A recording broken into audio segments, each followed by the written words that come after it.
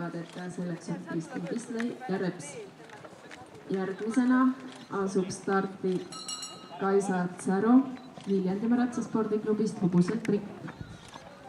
Prikk on 2008. aastal sündinud Eesti Tõugutäkk Trevorist ja hobune kuulub Ene Kurikovile. Annabel Põder on järgmine, kes võib oma stardiks ettevalmistusi tulla tegema.